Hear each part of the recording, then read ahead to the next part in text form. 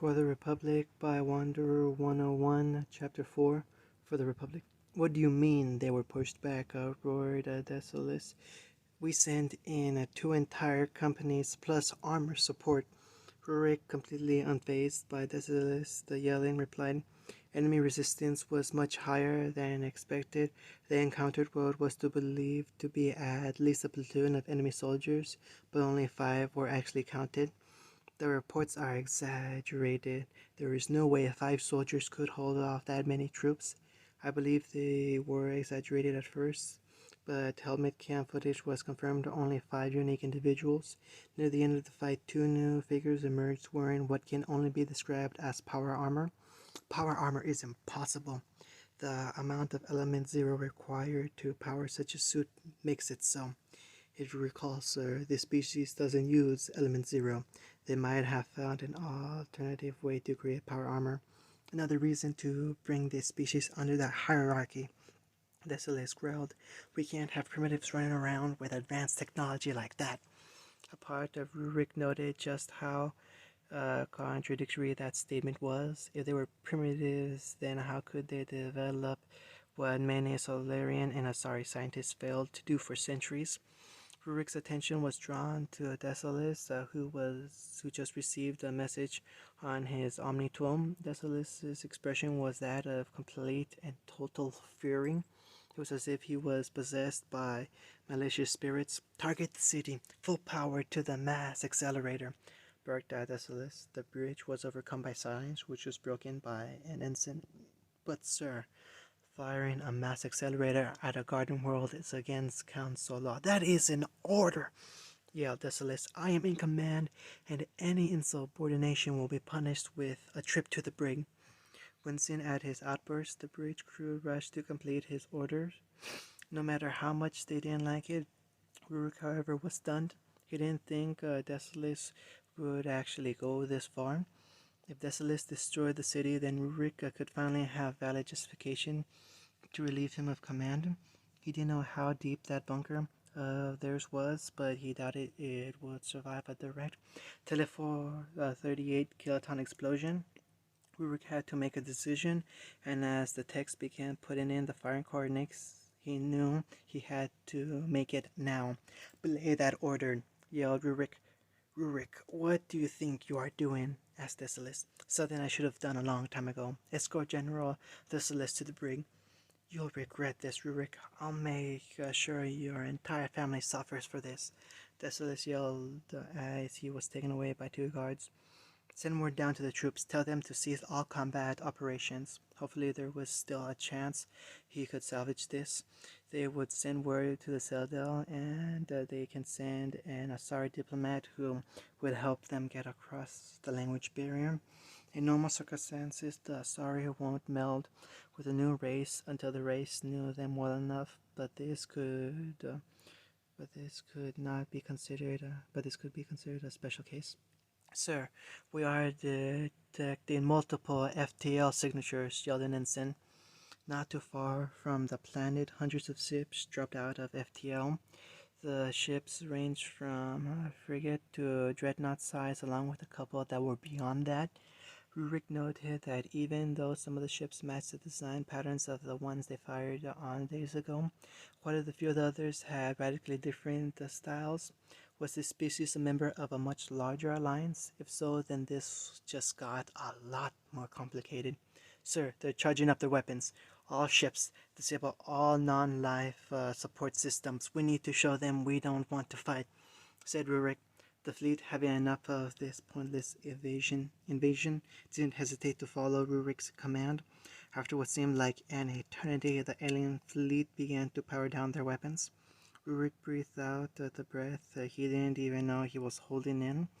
The aliens understood they didn't want to fight anymore, but they would understandably want answers. The language barrier still needed to be overcome, however. Rurik did have a solution. Unlike Decilis, he pored over both hierarchy and Citadel first contact protocols. Sending a first contact packet would be a bit impractical in this situation. They both recommended the use of images and simple animated videos to convey meaning. a good plan as any. All he needed to do was find out the right way to animate. We're sorry for attacking you unprovoked. It was an accident. They've been here for over a week now. Rurik was sure the hierarchy was sending fleets to search for them now, though. It was going to take a while due to the vastness of space. Food was holding, so no emergencies there. Progress was slow. The videos helped with the language barrier, but it was tiring trying to find ways to animate various concepts without the possibility of misinterpretation. The humans, which was the race's name, were understanding at least as much as they could be considered be considering the circumstances. They were quick to send a video telling them to move away from the planet or they'd be fired upon. They then sent another video telling them if they went towards the relay they would be fired upon. To back up their claim, a fleet of ships were sent to guard it. They allowed them to send ships down to collect their surviving soldiers, wounded and dead. Rick was worried that the fleet's medical supplies might not be able to cater to the sheer number of wounded. The humans helped on that front, much to his gratitude. A few days ago, an undocked ship with a bright red cross painted on its hull approached the fleet. The ship was loaded with what the humans called Medigel. The goop-like substance sealed up wounds and had no adverse effect on their dextroaminochemistry. When, if he corrected himself, the humans joined the Citadel, this medical substance will net them a lot of points from the other races, not to mention the other advanced pieces of technology he's seen. Handheld energy weaponry, power armor, and judging from the scans they did of the ships they found opening the relay, they also found an alternative form of FTL. The humans had much to give to the galaxy if they joined the Council. All Rurik and the rest of the fleet could do besides caring for the wounded was to wait. He sent a video over a day ago detailing best as they could manage how they were going to go through the relay and inform the Council and volunteering to escort them. They made sure to show images of the various council species working together. He was waiting for the humans' response and hoped it wouldn't be too long for them to have made the decision. Orbit over Vietnam, a United Republic Space Force 5th Fleet, Venator-class capital ship URS Defender. I can't believe you are even considering accepting their proposal, shouted Hanoi delegate to Quan. Need I remind you these aliens beasts attacked Vietnam unprovoked? Vice Admiral Stephen Hackett showed no outward reaction to Delegate Quan's outburst. Personally, he could see where he was coming from. Hackett would want to make friends with aliens if they attacked. Wouldn't want to make friends with aliens if they attacked one of the Republic's colonies for no apparent reason. Deliquan, I understand your frustration, but I just got word from Earth that both the Wanderer and President Lon have approved them, said Hackett. We are to go to the capital of these aliens to negotiate. If they don't, then, well, it'll be an official declaration of war. Delegate Quan was still fuming, however, so Hackett added, the Wanderer has instructed me to inform you that the Republic will make sure Hanoi greatly benefits from the peace settlement if things go smoothly. Quan was still upset, but the offer was good. The materials required to rebuild Vietnam would be substantial, and having these aliens foot the bill would be a big help. When do we head out? He asked. Delegate Joyle arrived an hour ago. The techs have finished compiling the video showing we agreed to their proposal. We should be heading out soon. What about the fleets? He asked, gesturing to the collection of ships outside the window. The XCOM fleet will remain here to guard Vietnam. The UN fleet will return to Earth to collect the world leaders. The world leaders are coming? Yes, they'll do the actual negotiation. We're just laying down the framework. God save the aliens from that Kon Len Lut, Caesar, joked Quan. By the end of it, Caesar would have negotiated the clothes off their backs. 2 days later, Sirkesh, SDG headquarters, Director Nolu read the more recent reports of the missing fleet. fleet under command of Thessalis Arterior disappeared over almost 2 weeks ago. The fleet was sighted leaving and originally dormant mass relay stealth ships were monitoring.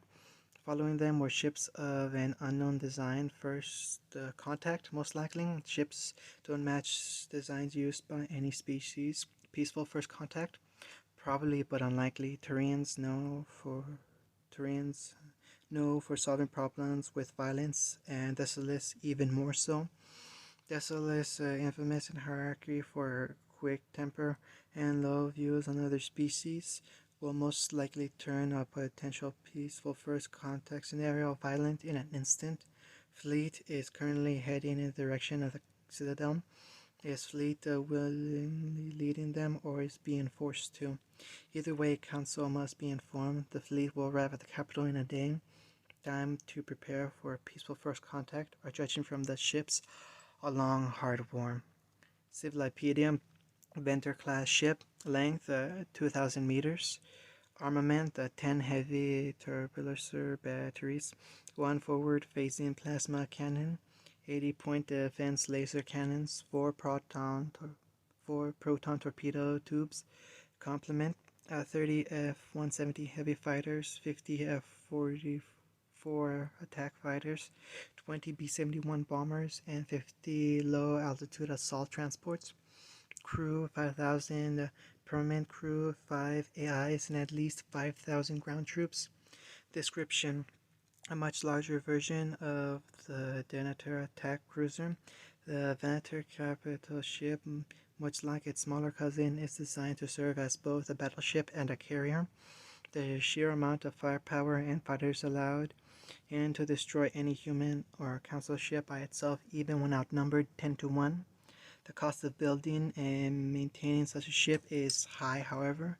The United Republic can only afford 3 with its current economy. The Resolute, Justice, and Defenders are flagships of 1st, 3rd, and 5th Fleet, respectively. End of Chapter 4. For the Republic, by Wonder 101, Chapter 4, Civilopedia 2. For the Republic, United Republic Military. Republic weaponry. Like most human nations, the United Republic still uses bullet-based weaponry, though after the Vietnam War, the Republic reverse engineered discarded Turian weaponry, and now all of its infantry weapons is a mix of Republic and Mass Effect technology. The Republic no longer has to worry about gunpowder, so all of its bullets are essentially metal slugs fired off through the use of mass accelerators. Despite having mastered the creation of handheld energy weapons, it is not mass production friendly, with each weapon having to partly be made by hand, so only the most elite troops get access to them. United Republic Ground Forces. The United Republic Ground Forces, or URGF,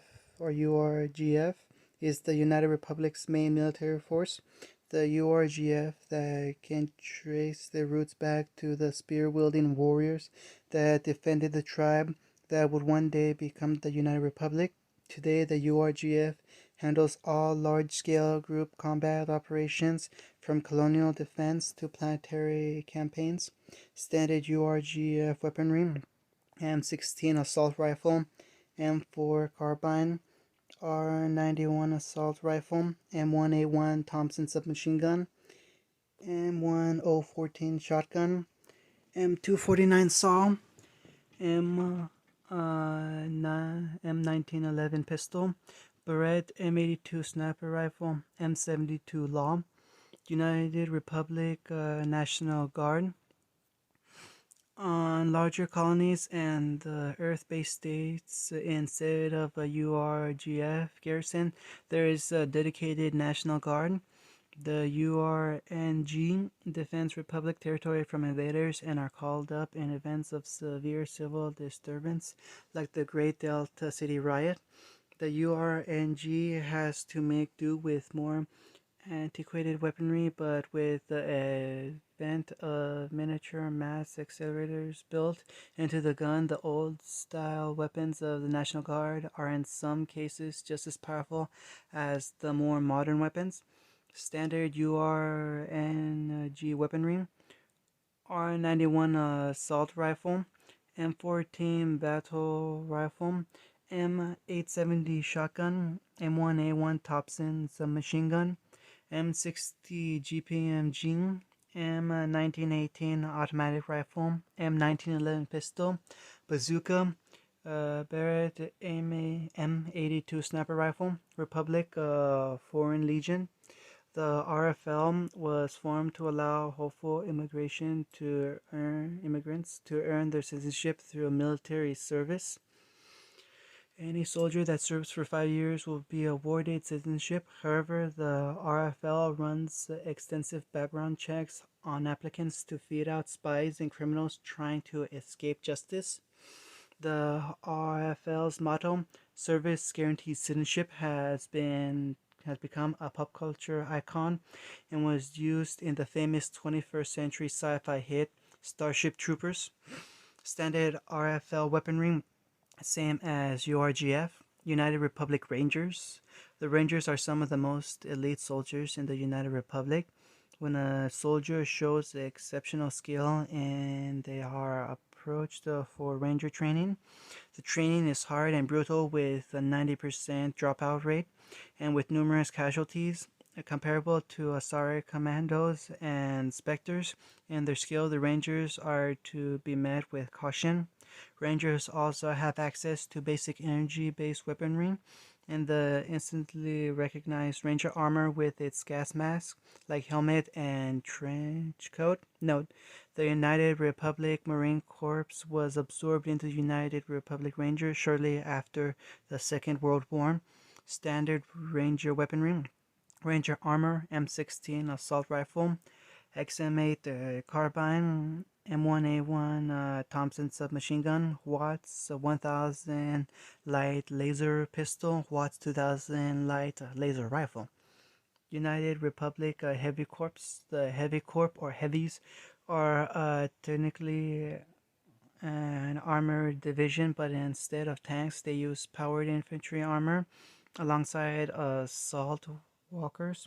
The United Republic is the only human nation that can manufacture power armor, but it's expensive and very tricky to make. As a result, the Heavy Corps is very small with less than 100,000 members, and many are without armor. The Heavies have access to the Republic's most powerful laser-based weapons along with some blaster weapons. Standard heavy weaponry, M249 SAW, M134 minigun, AR-12 heavy laser rifle, AEP-7 heavy laser pistol, gasoline laser, DC-15A blaster rifle, DC-15S blaster carbine, T-45D light power armor, T-51B medium power armor, limited number, armored assault walker, Extraterrestrial Combat Force, XCOM. XCOM is an international organization created to protect humanity from extraterrestrial threats. They are given the most advanced technology humanity has, most of which comes from the Republic, to do their duty. XCOM is usually attacking pirates as slavers and capturing snooping STG, specters, and shadow broker agents. XCOM makes it a principle to genetically lock most of its technology. Anything non-human that attempts to take a suit of power armor or energy weapons will cause its power cells to overload and trigger an explosion, and any human not authorized to handle the equipment will trigger explosion if they continue to do so. Standard XCOM weaponry, T-45D light power armor, T-51B medium power armor, T-60 heavy power armor, E-11 blaster carbine, DC-15A blaster rifle, DC-15S blaster carbine, P-94 blaster plasma rifle, P-94 plasma caster, P-17 plasma carbine, Gauss rifle, United Republic Black Operations Group. The Black Operations Group, or Black Ops, are the United Republic's espionage and counter-espionage group. Not much is known about them except that they've been around since the Renaissance and had a hand in the creation of the Great Firewall. Known operatives include